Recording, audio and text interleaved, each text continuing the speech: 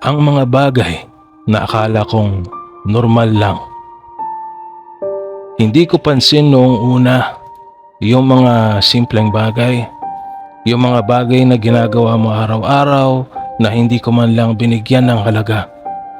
Katulad ng mga mensaheng, nakauwi ka na ba? Kumain ka na ba? Magpahinga ka rin. Minsan nga, naiinis pa ako. Pakiramdam ko, napakarami mong tanong, napakarami mong paalala, napakarami mong pakialam. Hindi ko alam noon na may mga taong nangangarap marinig ang mga tanong na ipinapaglaban at pinapagwalang bahala ko. Hindi ko rin napansin kung paano mo kabisado ang mga maliliit na bagay tungkol sa akin, kung paano mo alam ang paborito kong pagkain, kung paano mo alam kapag may bumabagagbag sa pag-isip ko kahit hindi ako nagsasalita. Kung paano mo alam na hindi ako okay kapag masyado akong tahimik. Akala ko normal lang yon. Akala ko ganoon lamang talaga ang lahat. Akala ko hindi espesyal. Hanggang sa dumating ang araw na wala ka na. At doon nagsimulang sumigaw ang katahimikan. Wala nang nagtatanong kung kumain na ba ako. Wala nang nagpapaalala na matulog ng maaga. Wala nang nagpaalala kapag hindi ako sumasagot. At sa unang pagkakataon, napansin ko ang lahat.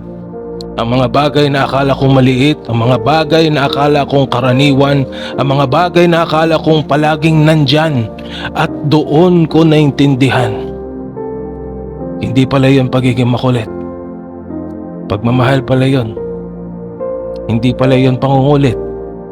Pag-aalaga pala yun. Hindi pala yun simpleng ugali mo. Paraan pala yun ng pagsasabing mahalaga ka sa akin.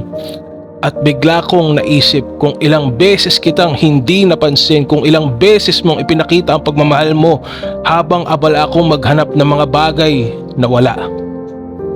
Kung ilang beses kitang hinayaang maramdaman na hindi sapat ang mga ginagawa mo. Kung ilang beses ka naghintay ng pasasalamat na hindi dumating. Ngayon, naiintindihan ko na. Pero wala ka na para marinig yun. At yun ang pinakamabigat na bahagi. Dahil may mga pagkakamaling maaari pang itama. May mga sugat na maaari pang paglihumin. Pero paano mo babawiin ang mga pagkakataong lumipas na? Paano po pagkahalagahan ng isang taong wala na sa tabi mo?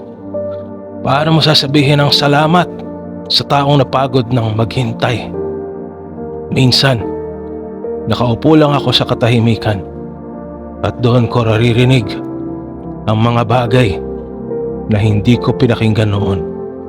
Ang pag-alala mo, ang pag-aaruga mo, ang pagmamahal mo, at sa bawat alaalang bumabalik, mas lalo kong naiintindihan ang pagsisising dala-dala ko.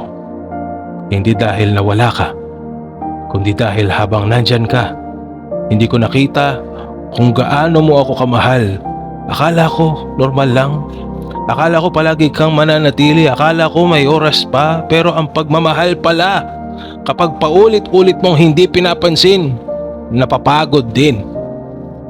At ngayong wala ka na, doon ko lang nakita na ang mga bagay na akala kong normal lang, sila pala ang pinakamagagandang paraan ng pagmamahal mo sa akin.